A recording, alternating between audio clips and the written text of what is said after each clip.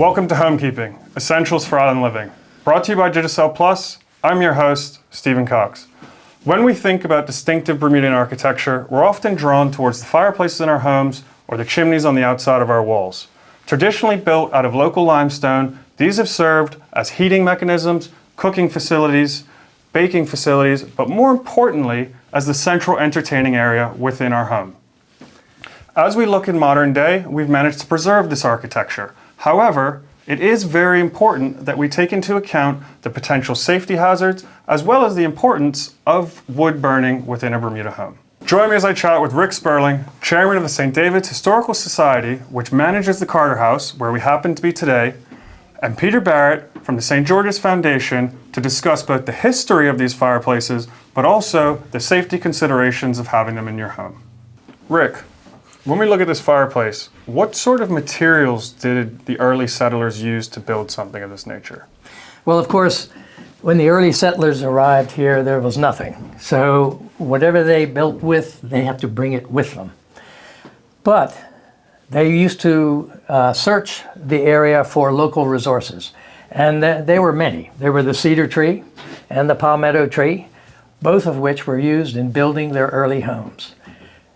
They also discovered limestone, because Bermuda's made of limestone, and limestone became the principal building material for building homes and fireplaces. Like the settler's cabin down here is built like the early settlers in 1612 would have built their homes. It's made actually of cedar posts and also palmetto roof and Bermuda clay mixed with sand and limestone. And so they would put this all together. It would be a lot of wood, and they would fix the clay to the wood structure. And that's exactly how the settler's cabin is built. Now the fireplaces also would have been built, they would have been about this size, and they would have been built with mud and stud. And when I say mud and stud, it's mostly wood and clay. So you can imagine if they are burning fires 24/7, and that's a cooking fire, they would keep it going all the time. Everything inside that chimney would get dried out and hot. And it wouldn't be much to imagine that there would be fires, and quite often fires. So Carter House, from my understanding, was built in the early 1700s. Is this typical to what a fireplace would have looked like during those times? Yes, this in fact is very typical for 1700s. Now here, when they built this, what they did is they picked a spot which had a nice steep limestone hill, and they cut into it. They cut all the blocks out that they wanted to build the house, and they built the house around the cellar hole. This is the cellar hole, the lower room. And as you can see here, this fireplace is carved right out of the limestone rock.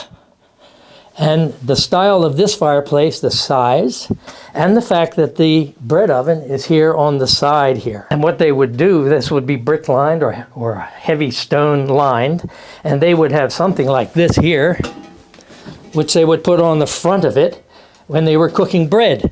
But they would put hot coals in there until it got really hot, and then they'd sweep them out, put the bread in, and put that in front of it, and cook their bread. Talk to me a little bit about some of the tools that actually sit around the fireplace. Well, they were ingenious, and they invented all kinds of things to serve their purposes. As I said, this fire would be going 24/7 because they cooked every single day on it. And it wasn't an easy task. And probably in the summer it was a very hot task. And they would use something like this, which is a trammel. This would hook on the bar, and this is here, you put your pot, and you can make it any height you want. You could be close to the fire or way off the fire. And they would have a lot of those trammels, and they would hang things like this. Now there's a teapot hanging on the crane there. And as you can see, if you look closely at that teapot, there is an arm sort of sticking up in the air in front of it. The reason for that is this arm, you could swing it out here, and you could just tip the kettle and pour it into a bucket or your cup or whatever it is you're making. And so you didn't have to take it off. And so it made it really simple. There's also other things like grills. They will use this to grill things with. They put it right on the coals, they'd have these big pots that they would probably have a hot pot going all day, every day, and every time they had leftovers, bits of meat and things, they would all go in there. This is, if your fire goes out, it's big trouble. You don't have lighters, you don't have any matches.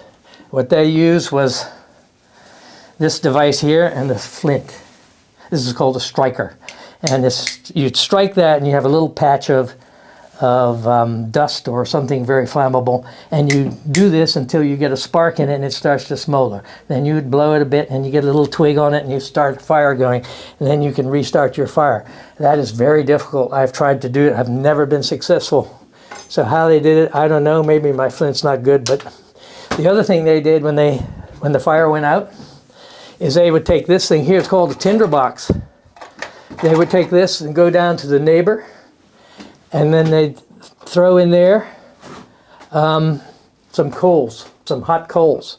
And then they'd hold it up here and they'd run back and put it in the fireplace and start their fire going. What sort of risks did a fireplace of this size pose then? Well, clearly it's a fire risk. And when you have a 24/7 fire, all this wood, and sometimes wood in the chimney, would dry out.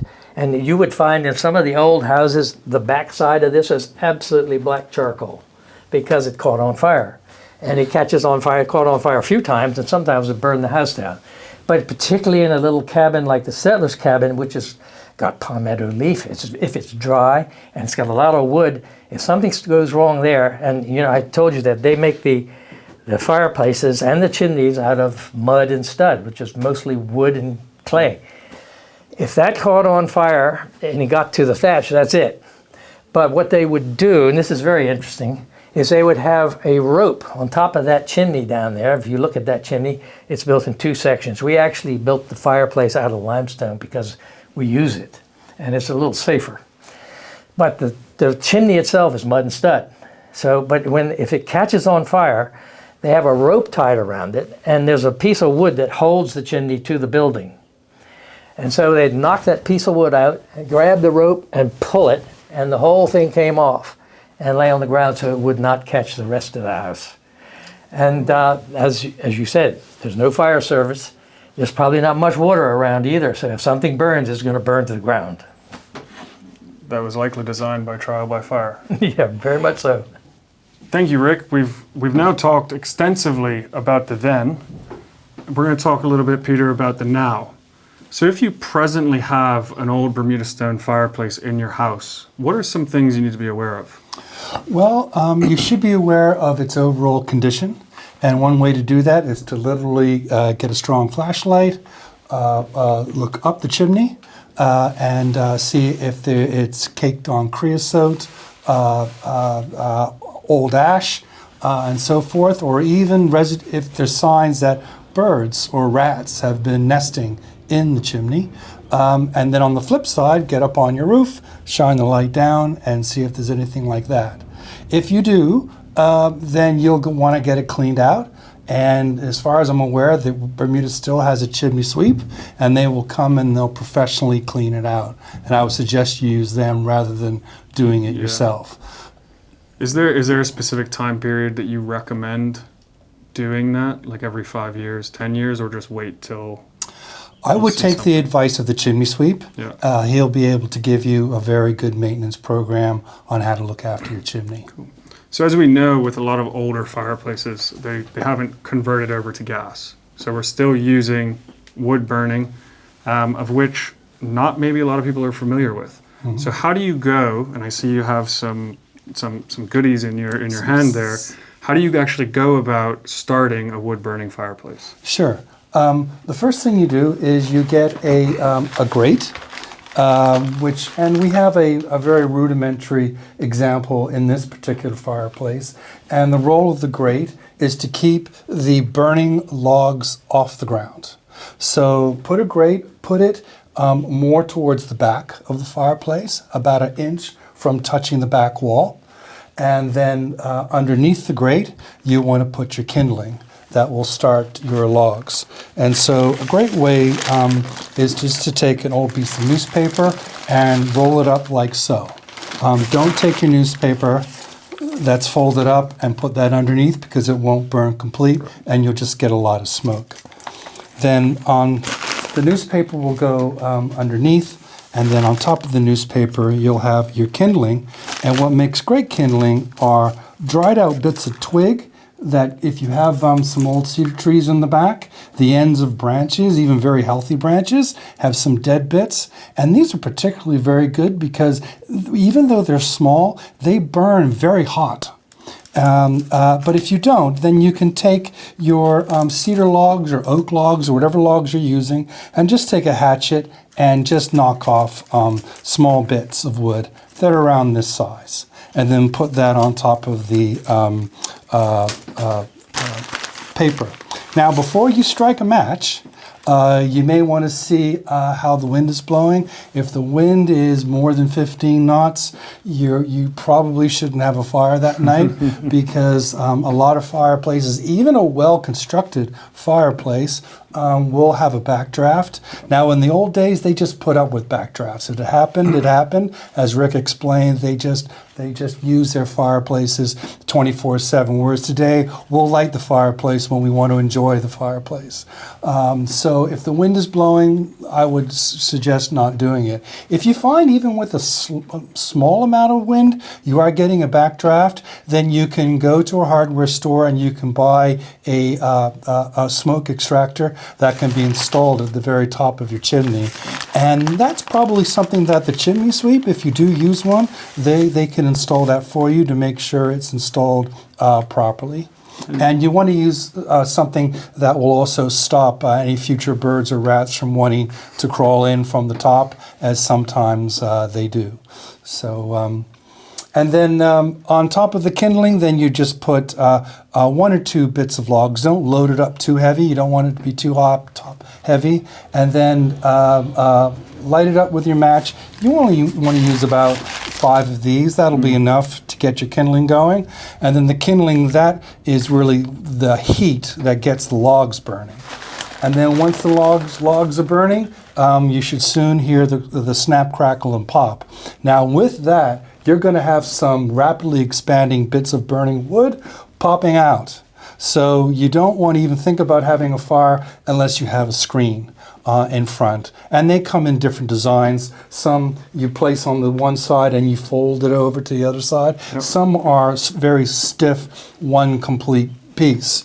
But it's critical that you have one there. Another critical thing is don't start a fire unless someone's going to be in the house with that fire, so long as it's roaring away. We don't want to all be going off somewhere while that's going, because that's just when you're on the wrong end, because the embers will come over the thing and they're going to land on the carpet. Yep.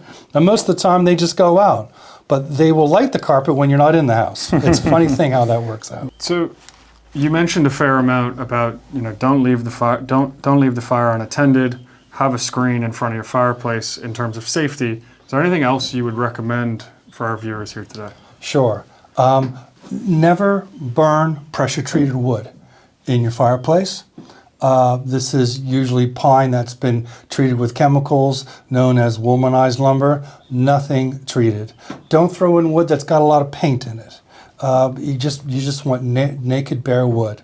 Another thing you want to ensure is only bring into the house what you're going to be burning that evening. Bermuda pest control, anybody in Bermuda that's involved in pest control in Bermuda will tell you this fact. The #1 way that termites get into homes are people lighting fires. They're bringing in logs, and that log has got 50 termites in it.